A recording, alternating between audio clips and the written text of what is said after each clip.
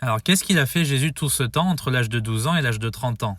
C'est vrai que les évangiles ne nous révèlent rien du tout. La seule chose qu'on sait, c'est que Jésus, il était parfaitement obéissant à ses parents, donc à sa mère et à son beau-père, et il grandissait en sagesse, en stature et en grâce devant Dieu et devant les hommes. C'est tout ce qu'on sait, et pour nous, c'est suffisant en fait, parce que ça nous indique comment il faut vivre en fait une bonne vie d'enfant, d'adolescent et même d'adulte, en stature, en sagesse et en grâce. Et ça, c'est merveilleux, ça nous montre que Jésus, eh bien, il a parfaitement été obéissant. Il n'a pas pris son rôle de fils de Dieu pour se vanter, il n'a pas accusé ses parents, il n'a pas eu un esprit supérieur. Non, il leur a toujours été soumis, il a toujours respecté sa famille. Il a travaillé dur en tant que charpentier, ça on le sait aussi dans les évangiles.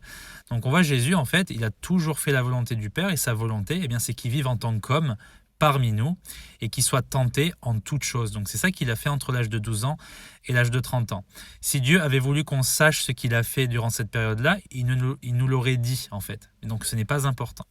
Une dernière chose, c'est que Jésus il n'a pas été en Inde ou en Égypte, contrairement à ce que beaucoup de gens veulent nous enseigner aujourd'hui. En fait, il tente, si vous voulez, d'expliquer pourquoi Jésus avait autant de sagesse, il était capable de faire des miracles. Eh bien, c'est parce que, soi-disant, il est allé dans ces contrées-là païennes, accumuler beaucoup de sagesse ancestrale pour la retransmettre au peuple de Dieu.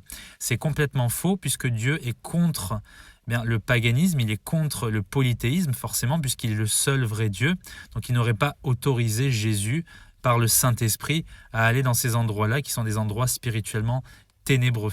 Donc on voit bien que Jésus est resté parmi son peuple, il a grandi, comme je l'ai dit, en sagesse, en stature et en grâce devant Dieu et devant les hommes jusqu'à ce qu'il commence son ministère à l'âge de 30 ans.